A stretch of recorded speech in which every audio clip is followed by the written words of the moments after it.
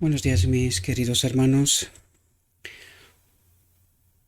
Hoy, por la gracia de Dios, vamos a tratar de entender una reflexión que es de suma importancia, como casi todas, por no decir todas ellas.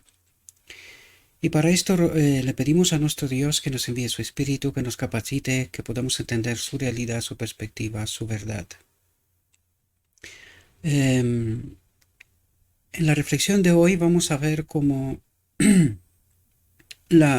como Dios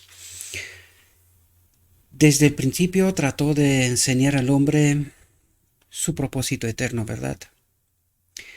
Desgraciadamente, el enemigo de Dios constantemente ha pervertido esto de tal manera que el ser humano llegue hasta donde estamos, eh, viviendo un engaño casi permanente, podríamos decir, a lo largo de toda la historia de la humanidad.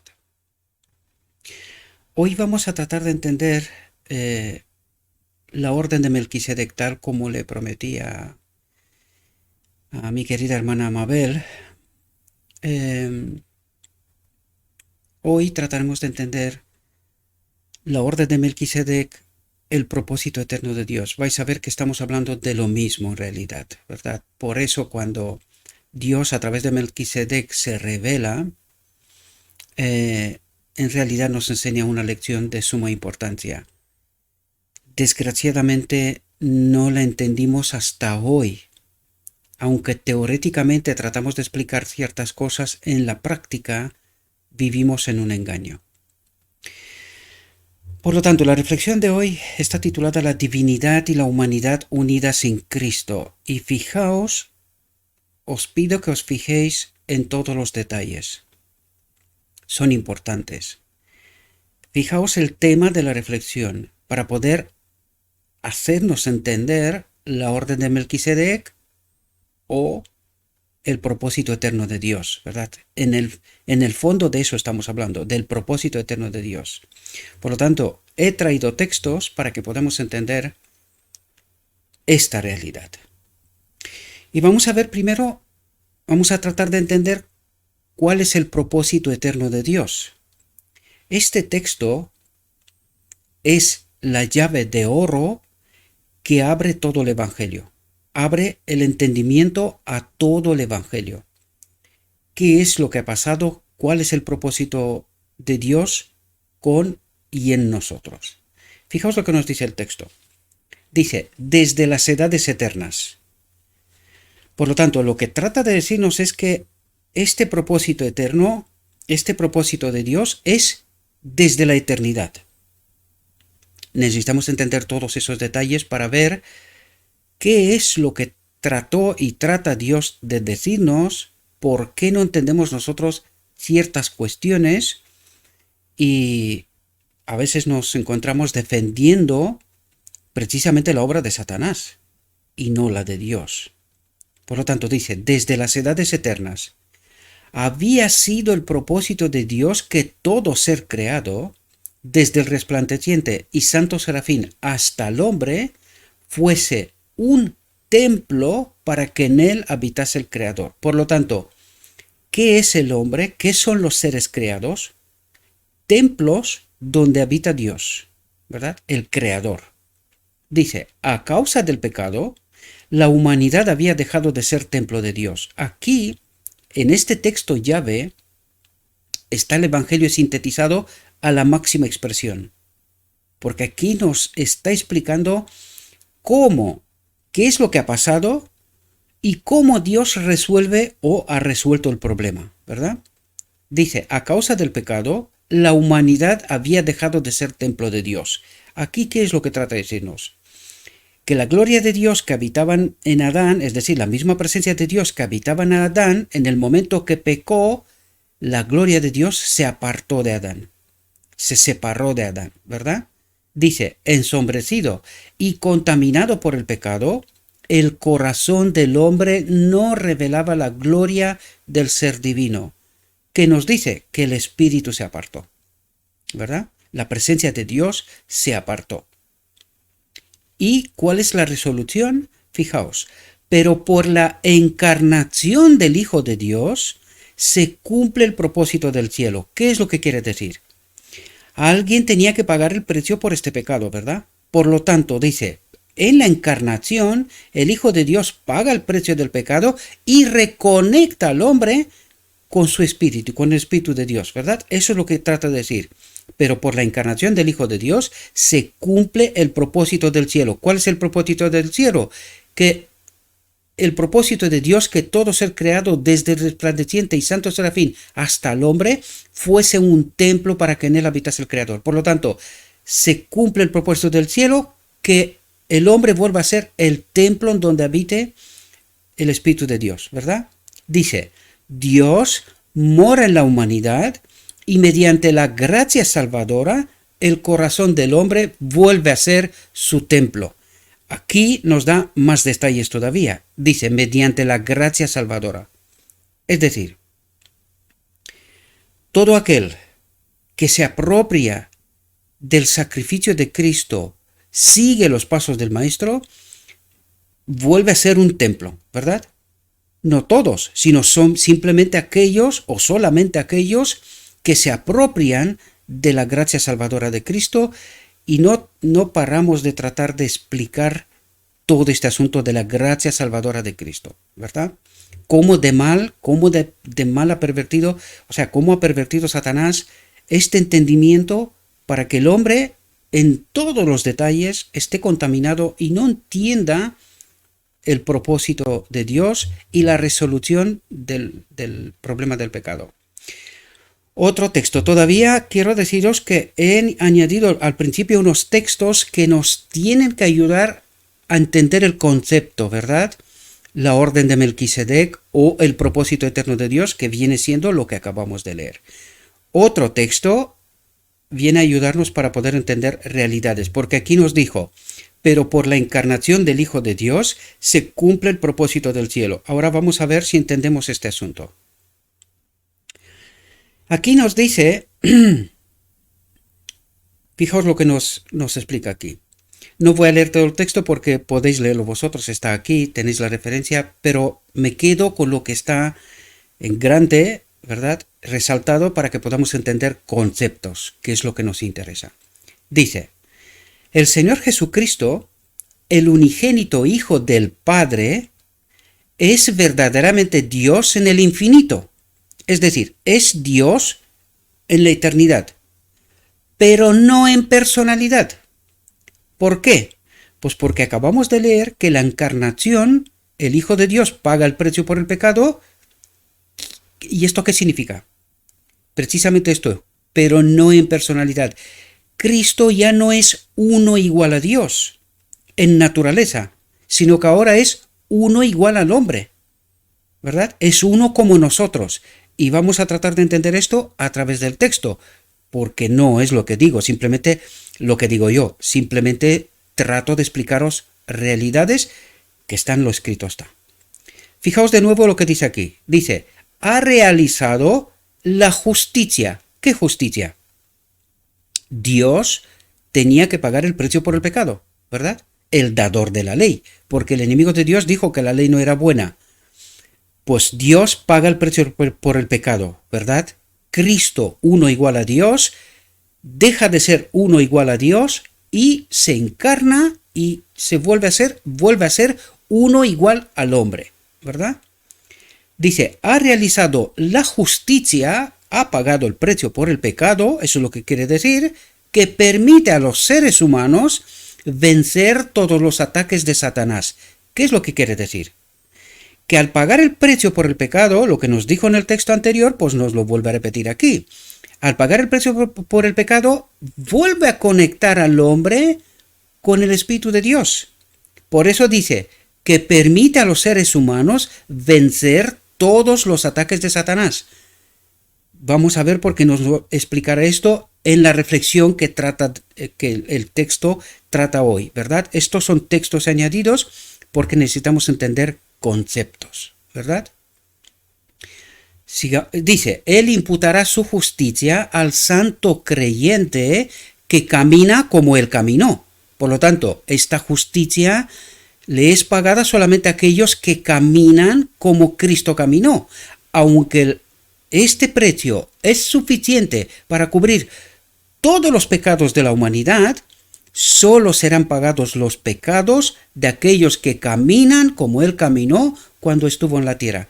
¿Entendés? Es decir, todos aquellos que se apropian de esta justicia y se convertirán en vencedores como Cristo fue vencedor. ¿Verdad? El siguiente del otro texto sigue este. Y dice aquí, fijaos para que podamos entender quién es Cristo, cuál es la personalidad de Cristo ahora. Dice, el príncipe del cielo, Cristo, se convirtió en un siervo. ¿Qué significa? Se convirtió en hombre. Él es un hombre. Un hombre en el cual habita la plenitud de la divinidad, el Padre.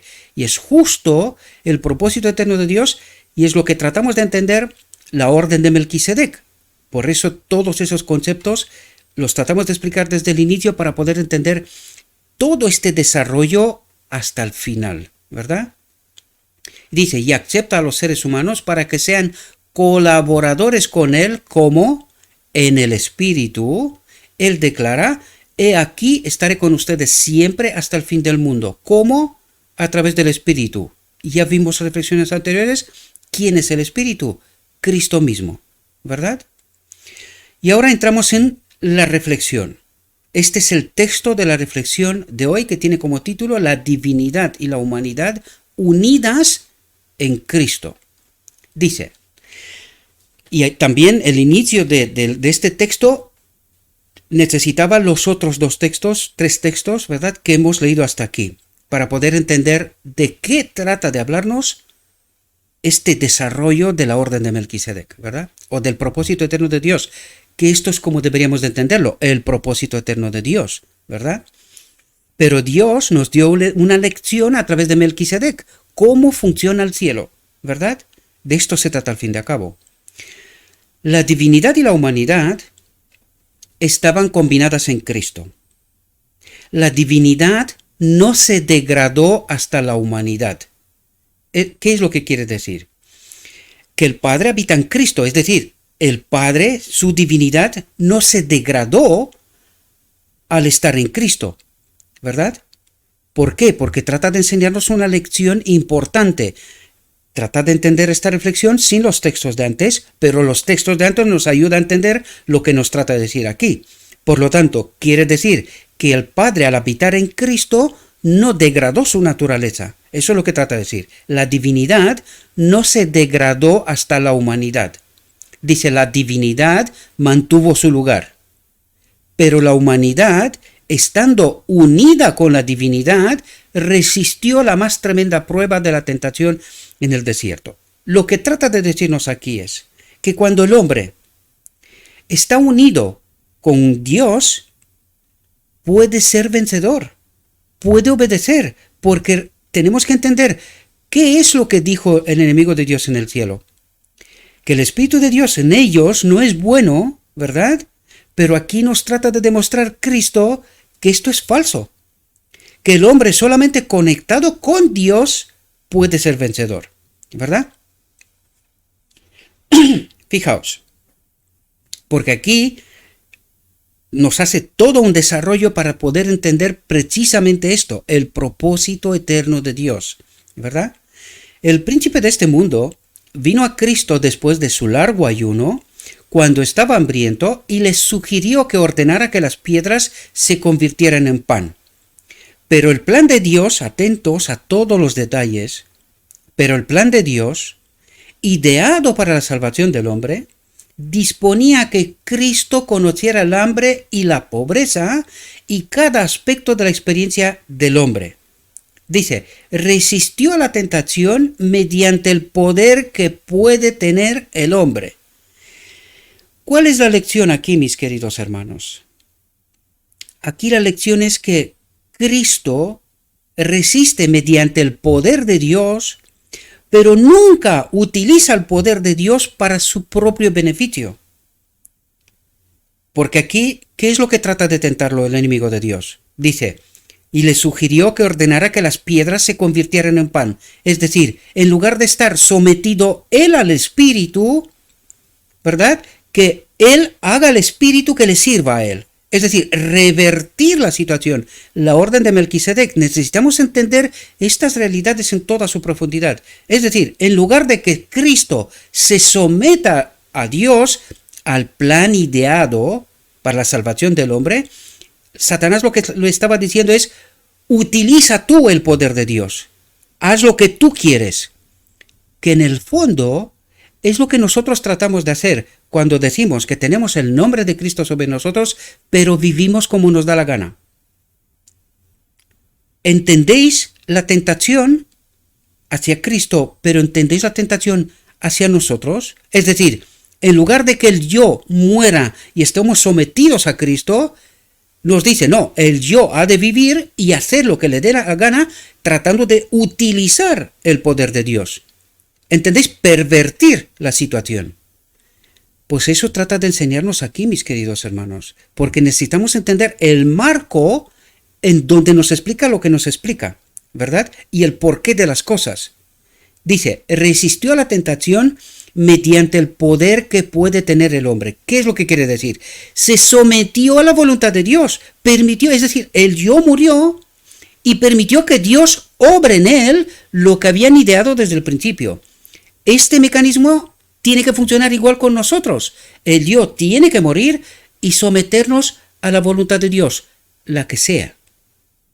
¿Entendéis? Dice, se aferró del trono de Dios y no hay un hombre o mujer que no pueda tener acceso a la misma ayuda. Atentos la clave, mediante la fe en Dios. Es decir, que nosotros en toda situación, en toda circunstancia, vayamos directamente a Dios. Recordad la orden de Melquisedec. Tened presente constantemente esto. Es decir, nosotros tenemos que acudir directamente a la presencia de Dios. Porque esto es lo que trata de enseñarnos en toda esta lección, mis queridos hermanos. Nosotros tenemos que ir a Dios mediante la fe en Dios y decir, Señor, tú me has prometido una salida de todas las situaciones. Dice, no viene el pecado sin que haya una solución para él. Dios tiene una solución. ¿La clave dónde está? Confío. ¿Cómo vamos nosotros? ¿Por vista? Hemos estudiado antes. ¿Qué es lo que hace el hombre? El hombre tiene que tener los planes trazados, que tiene que tener claro lo que está por delante para que pueda andar. Pero Dios dice, no. Tú tienes que confiar en mi plan, en mi solución. Yo tengo una solución. Confías en mí y yo te daré la respuesta a tu solución. Y es precisamente esto lo que nosotros no experimentamos, mis queridos hermanos. Esto es el fondo del asunto. Espero que podáis entender.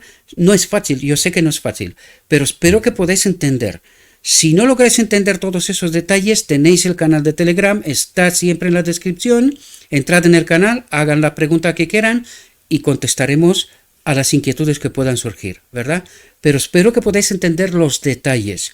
No son fáciles porque el mundo en que vivimos, la iglesia en que vivimos, está todo pervertido de tal manera que no entendemos la realidad de Dios, el propósito eterno de Dios, ¿verdad? ¿Cómo hemos de vivir?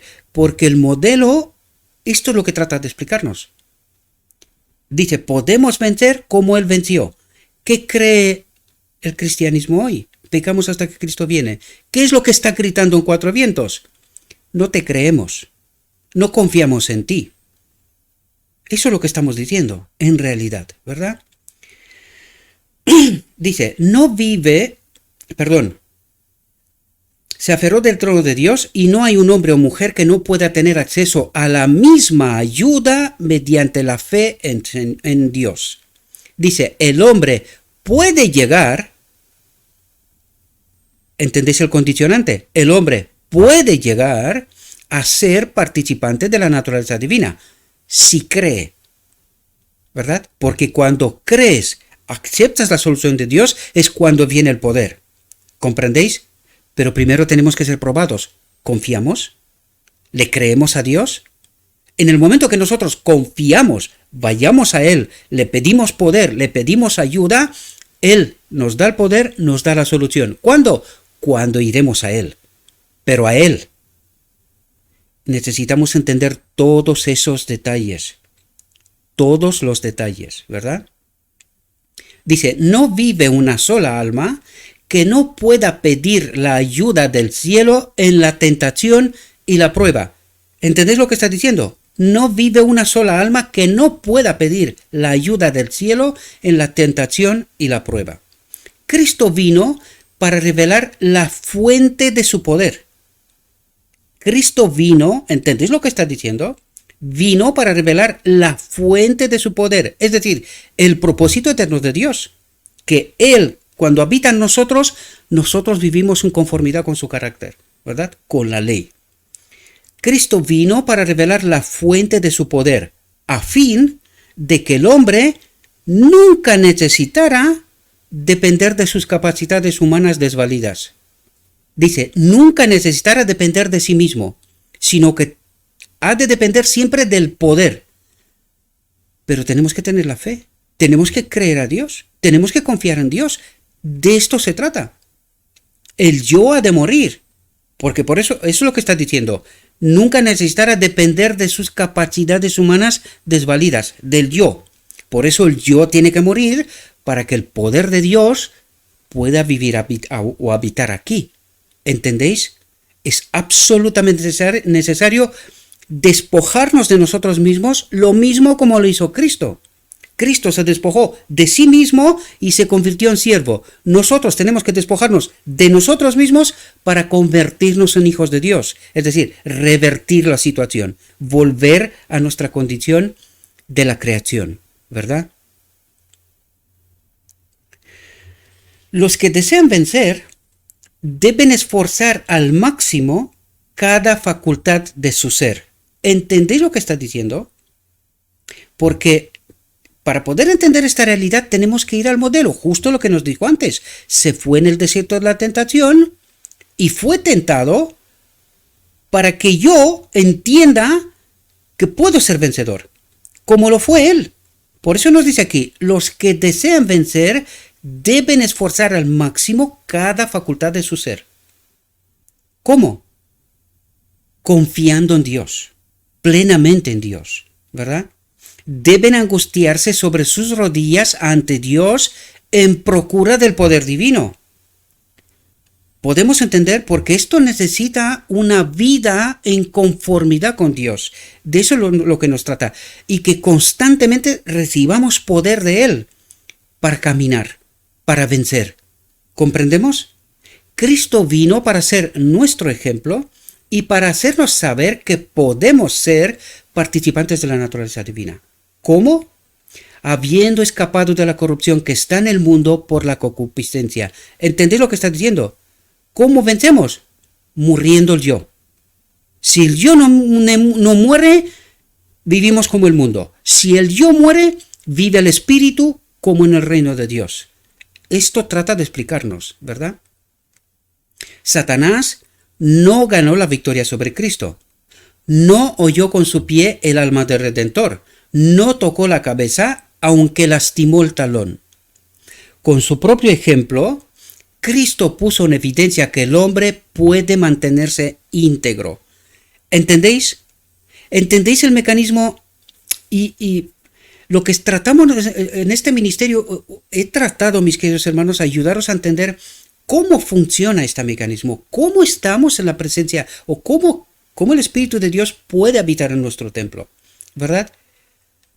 ¿Cómo podemos ser vencedores? Pues necesitamos entender que cuando el yo no muere, significa que vivimos como el mundo. Cuando el yo muere es cuando el Espíritu vive.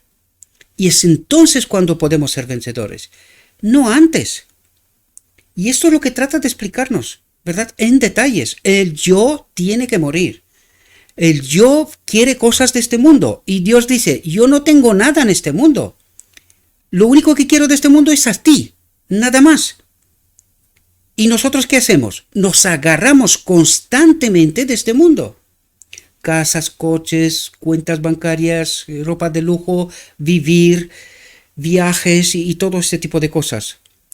¿Y qué nos dice Dios? ¿No me entiendes? No me entiendes. Yo te estoy diciendo, trata de vivir como mi reino y tú te agarras constantemente a este reino. ¿Y no estamos en la misma elección que Adán en Edén? ¿A quién elegimos obedecer? ¿A quién nos sometemos? ¿Cuál es la propuesta que nos gusta más? Y nos damos cuenta que cuando nosotros elegimos las cosas de este mundo, lo que estamos diciendo en realidad es que nos gusta más la propuesta de este mundo. Por lo tanto, no elegimos a Dios. El yo no ha muerto. Quiere cosas. ¿Qué cosas? De este mundo. ¿Y qué le gusta más entonces? Este mundo. Y Dios nos está diciendo, no puedes vivir en este mundo, querer las cosas de este mundo y que yo esté contigo también. O sea, tener el reino de Dios. Esto es imposible. No funciona. No puede funcionar, ¿verdad?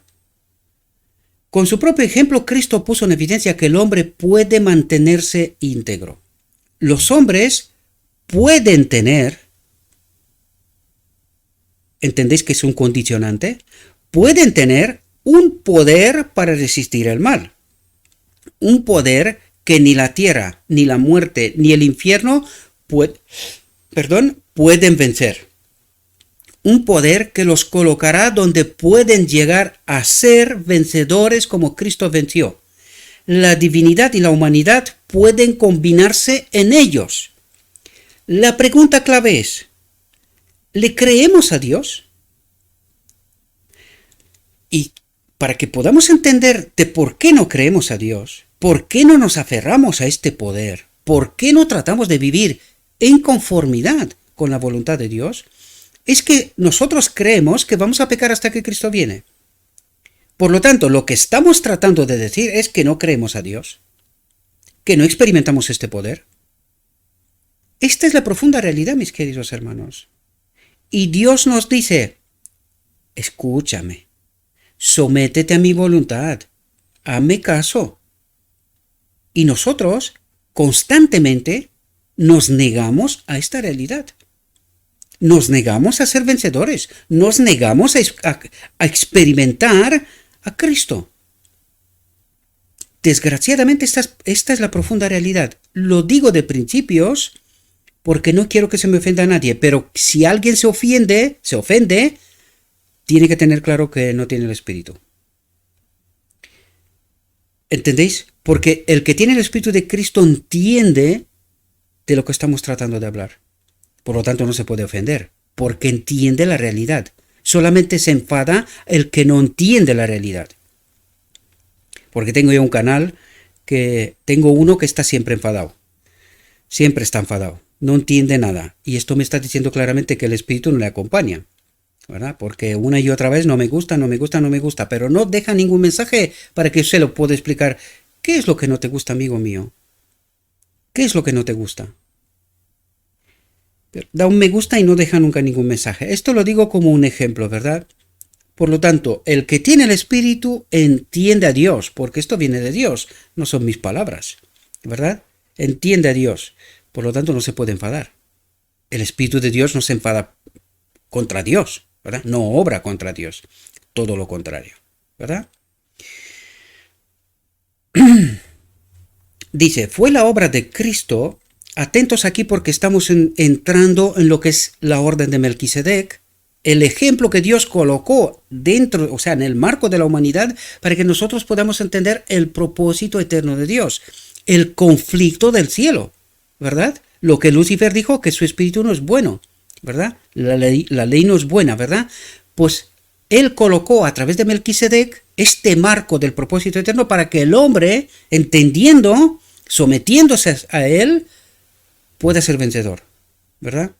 Dice, fue la obra de Cristo presentar la verdad en el marco del Evangelio y revelar los preceptos y principios que había dado al hombre caído. Cada idea que presentó Cristo era propia de él. No necesitó tomar prestados los pensamientos de nadie, porque era el originador de toda verdad. Podía presentar las ideas de los profetas y de los filósofos y preservar la originalidad de él. pues era suya toda la sabiduría. Él era el manantial, la fuente de toda verdad. Llevaba la delantera a todos y por su enseñanza llegó a ser el dirigente espiritual para todos los siglos. ¿Qué es lo que trata de decirnos? Que a través de su espíritu con nosotros, Él tiene la solución a toda circunstancia, a todo problema, cualquier cosa que se nos coloca por delante por su enemigo, ¿verdad? Esto es lo que trata de decir, es el dirigente espiritual para todos los siglos, es el maestro, es el pastor de la iglesia, es la máxima autoridad. Eso es lo que trata de decir. Cuidado, que estamos hablando del Cristo hombre. ¿Entendéis? Cristo hombre, que ahora experimentamos en Cristo espíritu, a través del espíritu, ¿verdad? Necesitamos entender esas profundidades, ¿verdad? Dice, llevaba la delantera a todos y por su enseñanza llegó a ser el dirigente espiritual para todos los siglos. La orden de Melquisedec. Necesitamos entender esta realidad. Cuando estamos hablando de la orden de Melquisedec, tenéis que tener claro en la mente también el marco de la iglesia. Porque aquí lo que trata de decirnos es que es el máximo dirigente espiritual. Él es el pastor. Él es el maestro, por excelencia. Eso es lo que trata de decirnos, ¿verdad? Por lo tanto, nos está colocando también en el marco de la iglesia. Porque vais a ver, enseguida vamos a ver quién y qué es la iglesia, ¿verdad? Fijaos, dice, fue Cristo el que habló mediante Melquisedec. El que habló mediante Melquisedec. Dice, el sacerdote del Dios Altísimo. El sacerdote del Padre, dice, ¿verdad? Del Dios Altísimo. Melquisedec no era Cristo, sino la voz de Dios en el mundo. El representante del Padre. Pero que a través de Melquisedec hablaba Cristo. Sin embargo, Melquisedec era el representante del Padre. Dice, y Cristo ha hablado a través de todas las generaciones del pasado. ¿Quién ha hablado a través de todas las generaciones del pasado? Cristo. Siempre Cristo. Cristo ha guiado a su pueblo y ha sido la luz del mundo.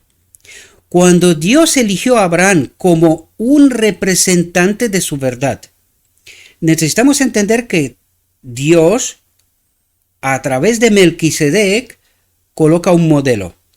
Pero es que a través de Adán coloca otro modelo. En el mismo marco, el propósito eterno de Dios.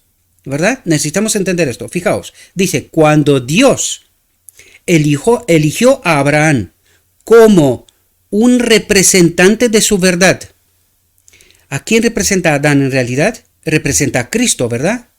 Pero fijaos que coloca a través de Abraham un modelo para la humanidad para entender el propósito eterno de Dios. Siempre estamos en este marco, ¿verdad? Y este marco está enseñado a través de Melquisedec. Dice, cuando Dios eligió a Abraham como un representante de su verdad, lo sacó de su país, lo separó de su parentela y lo apartó. ¿Qué quiere decir? Quiere decir que lo sacó de este mundo en realidad. Lo separó. Abraham vivía en este mundo, pero no vivía como este mundo. Esto tenemos que entenderlo como el yo ha de morir. Este es el simbolismo que trata de decir aquí. Lo sacó de su país, lo separó de su parentela y lo apartó. Es decir, él tenía que ser un modelo para mí santo, de santidad, un modelo divino, ¿verdad? Dice, fijaos lo que dice aquí, deseaba modelarlo de acuerdo con el modelo divino. Nos enseña una lección, deseaba modelarlo de acuerdo con el modelo divino. ¿Cuál es el modelo divino? Que Él habita en todo ser creado. ¿Comprendéis? Dice, deseaba enseñarle de acuerdo con el plan divino. No había de estar sobre Él el modelo de los maestros del mundo. ¿Cuál es el modelo de los maestros del mundo? El hombre se sometía a otro hombre. Este es el modelo de los maestros del mundo. Y si queréis, la pirámide, tal como está construida hoy. tal como está construida también la iglesia hoy, desgraciadamente, ¿verdad? Por eso nosotros no logramos entender la autoridad creada por el hombre. Porque fijaos ahora cuál es el modelo divino. Necesitamos entender esta realidad. Necesitamos entender la orden de Melquisedec y cómo funciona. Y cómo funcionaba incluso esta iglesia en sus inicios. Porque no logramos entender, desgraciadamente. Y algunos dicen que estamos en contra, cuando no se dan cuenta que los que están en contra de Dios son ellos, ¿verdad? Porque no están aceptando y viviendo según el modelo divino. Porque eso es la lección que nos trata de enseñar a todos, ¿verdad? Dice, deseaba enseñarle de acuerdo con el plan divino, no había de estar sobre el modelo de los maestros del mundo. Es decir, no había de someterse al hombre. ¿Verdad? ¿Quiénes son los maestros del mundo? Unos que están enseñados por quién? Por otros hombres. ¿Y estos hombres a su vez quién? Por otros hombres. Y siempre por otros hombres. ¿Cuál es el modelo divino? Ahora lo entenderemos. Fijaos, dice, había de ser enseñado en la forma de guiar a sus hijos, Abraham, ¿verdad? Guiar a sus hijos y a su casa tras sí, que guardaran los caminos del Señor, que hicieran justicia y juicio. Pregunto, ¿cuál es la iglesia? ¿Qué nos dice Pablo? La cabeza del hombre es ¿quién? Cristo. Y Cristo, a su vez, ¿a quién se somete? Al Padre. Por lo tanto, la cabeza del hombre es Cristo. La cabeza de la mujer, ¿quién es? El hombre. ¿Verdad? Este es el modelo patriarcal, lo decimos nosotros, pero en realidad ¿os dais cuenta que es el modelo divino? El Padre habita en Cristo, Cristo habita en nosotros. Y el Abraham, el hombre, la cabeza de la familia, guiado por Dios, ¿verdad? Dirige, es lo que dice aquí, había de ser enseñado, ¿a quién? A Abraham, había de ser enseñado en la forma de guiar a sus hijos y a su casa tras sí, sí que guardaran los caminos del Señor, que hicieran justicia y juicio. ¿Cuál es la iglesia? ¿O entendéis? Es la familia, queridos. Como no podía ser de otra manera, vamos a entender una verdad más todavía. Cuando Dios crea en Edén a la familia, también le da el marco de la justicia. ¿Cuál? El sábado, el séptimo día, que revelaba ¿qué? ¿Quién es el creador? ¿Quién es el dueño de todo? ¿Verdad? ¿A quién había de adorar? El sábado, ¿verdad? El séptimo día. Por lo tanto, ¿creó Dios en Edén también la iglesia? ¿Os dais cuenta? Dice, este es el modelo divino, ¿verdad? Había de enseñar deseaba enseñarle de acuerdo con el plan divino a Abraham, ¿verdad? Por lo tanto, este plan divino es de siempre, desde la eternidad, ¿verdad? Por lo tanto, en Edén os dais cuenta que uniendo las dos instituciones, la familia y el séptimo día, el sábado, uniéndolos, es la iglesia. Es decir, la familia adora a Dios en el marco de la justicia establecido por ¿quién? Por el mismo Dios. ¿Cuál es este? El sábado. Acuérdate, ¿verdad? De quién es el creador, quién es el dueño de todo y cuál es tu condición. Antes de pecar, ¿eh? Estamos hablando de antes de pecar. Por lo tanto, ¿os dais cuenta que la unión de las dos instituciones, la familia y el sábado, forman la iglesia? ¿Cuál es el modelo que está enseñando Abraham aquí? Dice, había de ser enseñado en la forma de guiar a sus hijos y a su casa tras sí, que guardaran los caminos del Señor, que hicieran justicia y juicio. ¿Había santuario, había templo en la época de Abraham? No había ni siquiera los judíos, para que podáis daros cuenta. Por lo tanto, ¿en qué justicia vivía Abraham? ¿Traía Abraham ofrendas a Dios? ¿Sí? ¿Guardaba Abraham el séptimo día? ¿El sábado? el memorial del Creador, que apuntaba al Creador, el dueño de todo. ¿Entendéis la iglesia como Abraham se somete a Dios? ¿Comprendéis? Pues este es el propósito eterno de Dios. Esta es la iglesia, el marco de la familia, ¿verdad? Pero ahora fijaos una cosa más. Cuando Cristo forma la iglesia de los apóstoles, ¿cuál es el marco que crean la iglesia primitiva, la iglesia apostólica? ¿Cuál es el marco que crean? Anciano y diácono.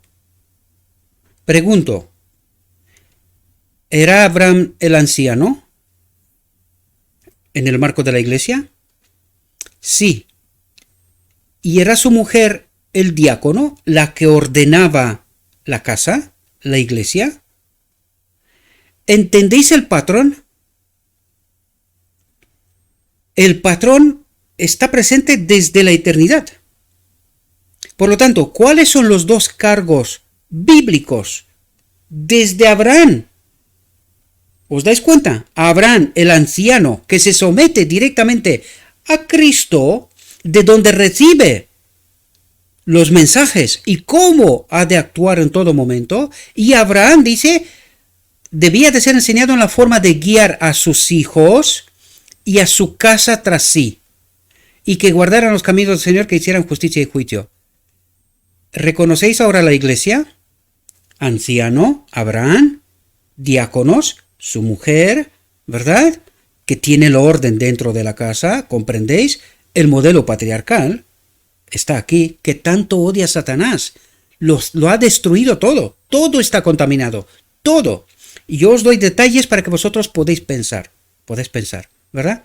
Por tanto, ¿reconocéis el modelo de la iglesia primitiva en modelo de Abraham enseñado por el mismo Dios? Ancianos, diáconos, y ya está. ¿Ahora entendéis el marco de la iglesia?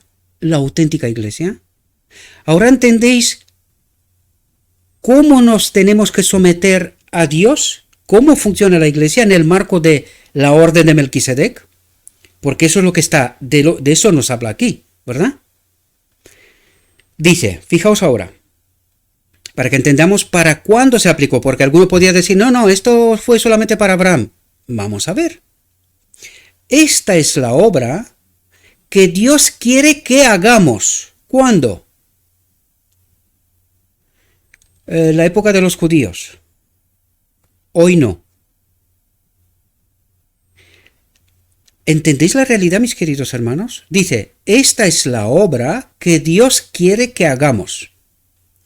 Quiere que entendamos cómo gobernar nuestras familias, cómo manejar a nuestros hijos, cómo dirigir nuestros hogares. ¿Con qué propósito? Para que guarden el camino del Señor, para que adoren al Señor. Ahora, cuando nosotros entendemos esto, tenemos que hacernos preguntas, ¿verdad? Porque alguno diría, vale, y entonces, ¿por qué la iglesia? Lo que nosotros no entendemos es que cuando Dios levantó el remanente final, en 1844, hasta 1863, que se formó la institución, que se institucionalizó, tenemos que hacernos la pregunta, ¿estaba esta iglesia adorando a Dios como quería Dios? ¿O es que le faltaba algo? La respuesta correcta es, no le faltaba nada. Por eso no vais a encontrar ninguna visión de la sierva en donde le diga que tenga que crear una institución. No la vais a encontrar, podéis buscarla. Pero tampoco dijo lo contrario. ¿Por qué? Porque tenemos que entender por qué se creó la institución. La institución se creó porque ellos querían construir el sanatorio, querían construir las imprentas, y claro, hay que someterte a las leyes del Estado. Por lo tanto, las leyes del Estado te están diciendo, si tú creas un negocio, ¿verdad? Entiéndase, tú creas una actividad, necesitas someterte bajo la ley. Por lo tanto, era necesaria una institución. Pero hasta este momento no fue necesaria una institución. Por lo tanto, la institución no fue creada para mantener el orden evangélico, es decir, la iglesia primitiva. Los apóstoles tampoco tenían una institución. Tampoco. Necesitamos comprender los evangelios. Por lo tanto, ¿qué es lo que ha hecho Satanás? Creer que hoy el hombre se tiene que someter a esta institución, cuando la institución fue creada por otras razones. La iglesia existía y hacía rato que existía. Por lo tanto, la iglesia, si no hubiese hecho la imprenta, los sanatorios y lo que más creó, no necesitaba crear ninguna institución. Y seguía siendo iglesia, mejor dicho, movimiento. Pues nosotros fuimos un movimiento. Pero claro, al crearse la institución, porque nos vimos obligados por las leyes de este mundo, ¿en el reino de quién? ¿Entendéis? Pues poco a poco pervirtió esta condición de tal manera que hoy demos por hecho que si no está esta iglesia, nosotros no somos salvos. ¿Y cuál es la iglesia de Dios? ¿Veis el patrón aquí? La orden de Melquisedec. ¿Cuál es la iglesia? La familia. El marco de la familia. Y la unión de todas las familias en este lugar de reunión, porque nosotros decimos, vamos a la casa del Señor, perversión. ¿Dios habita en templos hechos por manos de hombre? ¿Qué hacemos? ¿Volvemos al pensamiento de los judíos? El templo y el templo. ¿Cuál es el templo de Dios? Él habita aquí. Aquí. Por lo tanto, nosotros cuando vamos al lugar de reunión, hay un propósito. ¿Cuál es este propósito? La gran comisión.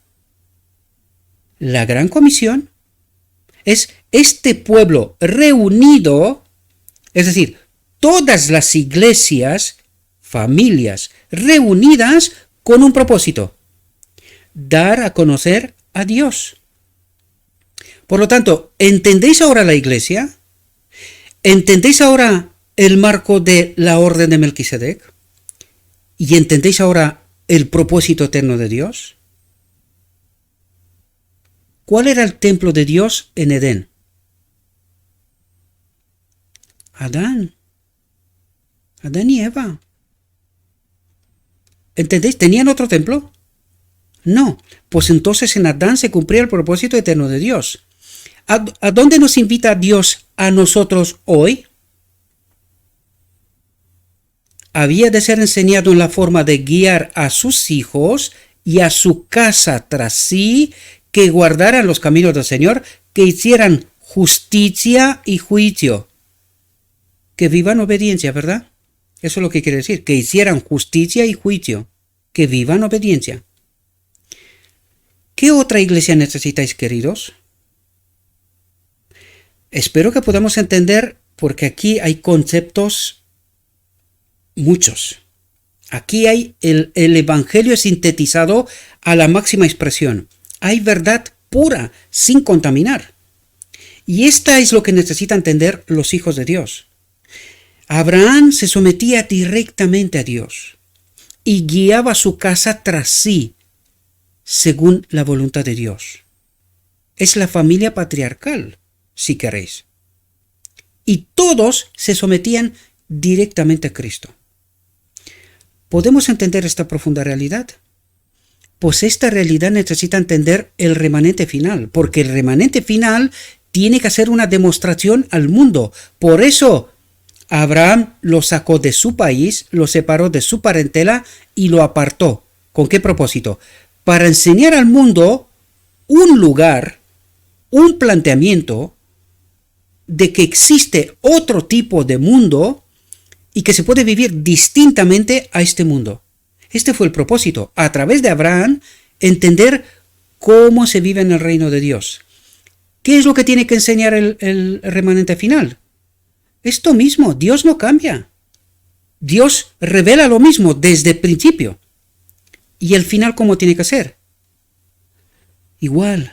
Por lo tanto, la iglesia, la familia, tiene que enseñar a este mundo un otro reino, una otra forma de vivir. Y el conjunto de las familias, ¿verdad?, sometidas directamente a Cristo, tienen que cumplir con la gran comisión, dar a conocer este mensaje al mundo, este reino al mundo, el carácter de Dios, la ley en última instancia. Y como os dije, para que podamos entender este patrón que estaba también en el santuario, aquí podéis ver la mesa de los panes. En la mesa de los panes, esta mesa tiene dos coronas alrededor. La del margen es la corona del Padre. La siguiente corona es la del Hijo. Y luego los panes representan las tribus de Israel espiritual, de toda la historia quiere decir, es decir, la humanidad. Ahora, el Padre habita en Cristo, la corona exterior. El Padre habita en Cristo. Cristo es el templo de Dios, ¿verdad? El Padre habita en Cristo. Y Cristo habita en las panes. Por eso están unas dentro de otras, ¿verdad? Para que podamos entender exactamente el propósito eterno de Dios. ¿Os dais cuenta que está en la mesa de los panes? ¿Verdad? El Padre habita en Cristo, segunda corona habita en los panes, es decir, en el hombre, la tribu de Israel espiritual, para siempre. Por lo tanto, ¿veis el propósito eterno de Dios en la mesa de los panes? Estaba en el santuario, pero como siempre, mis queridos hermanos, no entendimos esta realidad. No entendimos esta realidad, ¿verdad? Porque al final, todos, el hombre en Cristo y Cristo en el Padre, todos habitamos en el Padre, a través de Cristo, ¿verdad? Nosotros a través de Cristo. Y al revés, el Espíritu del Padre en Cristo y el Espíritu de Cristo en nosotros. ¿Lo entendéis? Pues espero, mis queridos hermanos, que esta reflexión os pueda ayudar a entender realidades. Yo sé que no es fácil, porque claro, el enemigo de Dios lo ha pervertido todo. La familia, Roma, la pervirtió la familia desde el principio. Ellos no se casaban. ¿Con qué propósito? Supuestamente para ser apartados. Pero Dios apartó a Abraham y a su familia, a toda su familia. Por lo tanto, no, es decir, en el plan de Dios está la familia, porque la familia es la iglesia, ¿verdad? ¿Entendéis? Por lo tanto, Roma dijo, no, ellos no se casan, ellos son separados, son distintos. Pues destrozó la familia desde el principio. ¿Quién estaba detrás? Os dejo a vosotros que penséis. De esta manera, oprimió a la mujer. Recordad, no tenía permiso de separarse ni nada, y no tenían que vivir ahí en un sometimiento terrible. Al final, tanto el hombre como la mujer, porque claro, al discutir entre ellos y no poder separarse, pues claro, aquello se convierte en un infierno. ¿Quién impuso este marco de la familia? Pues el enemigo de Dios a través de Roma, ¿verdad? ¿Y cómo salió el feminismo? Es la revolución, la rebeldía de la mujer contra el hombre, de liberarse, ¿verdad?, de este yugo que era inaguantable. ¿Ahora entendéis cómo el enemigo de Dios lo ha destrozado todo? Incluso el marco de la iglesia, creando una élite por encima de lo que es el marco correcto de la iglesia, el marco de la iglesia de Abraham, el marco de la iglesia apostólica, el anciano, los diáconos, diaconisas. ¿Entendéis? Por esto, lo que no entiende la iglesia hoy, ¿por qué la mujer no puede ser pastora? Porque ¿quién está tratando de pervertir esto? De nuevo el enemigo de Dios, ¿verdad? Porque la cabeza del hombre, ¿quién es? Cristo. ¿Y la cabeza de la mujer quién es? Es el hombre. Entonces, ¿puede ser una mujer pastora? Y esto lo digo por el marco del Evangelio. Yo no entro en este juego de tonterías presentes. No, para nosotros lo escrito está, es lo que nos interesa. Y todos aquellos que tratan de colocar a la mujer, que igualdad, que no sé qué, que no sé cuántos, ¿Dios somete? Es la gran pregunta. ¿Por qué estamos descontentos con lo que Dios dice? Y cuando estamos eligiendo lo que estamos eligiendo y argumentando lo que estamos argumentando, ¿a qué es lo que elegimos? Este mundo y la autoridad del hombre. No queremos, bajo ningún concepto, someternos a Cristo o a Dios en última instancia. Espero, mis queridos hermanos, que podáis entender realidades. No me quiero meter en política y en idioteces, porque son esto lo que son, idioteces. Salirse del marco de lo escrito está. Lo escrito está es el que es. No podemos cambiarlo nosotros, y si queremos cambiarlo, que de hecho se ha hecho, ¿verdad? Porque la iglesia hoy está en rebeldía, en muchas partes se ordenan mujeres como pastoras y tal, y yo no tengo nada en contra de las mujeres, para que quede claro, claro. Yo solo estoy hablando del marco de lo escrito está. Luego, si alguien quiere entender otras cosas, este es su problema. Yo no lo tengo. Mi problema es lo escrito está. Yo acepto lo que está escrito y más allá no voy. Espero que podáis entender, mis queridos hermanos, y espero que podamos entender que cuando no reconocemos la auténtica iglesia de Dios y nos sometemos a la autoridad del hombre, en realidad estamos en rebeldía con Dios. Cuando estamos tratando de colocar a la mujer en una supuesta igualdad, lo que estamos haciendo es estar en rebeldía con Dios. Esta es la profunda realidad. Y necesitamos someternos a Cristo, a su plan, al plan divino, si queremos estar en el reino de Dios. Si nos conformamos en rebeldía con Dios, entonces no nos gusta el reino de Dios, por lo tanto no podemos estar en su reino. Y punto. Fue Dios el que creó las cosas tal como Él las creó. Tenemos que preguntarnos, ¿podía haber creado Dios en Edén dos seres iguales? Sí, ¿y por qué no lo hizo? Porque ahí también nos enseñó el propósito eterno de Dios. Nos enseñó nos enseñó incluido la deidad. Cristo fue engendrado del Padre. ¿Cómo fue creado Adán? Engendrado de la costilla de Adán. ¿Cuál era la lección aquí?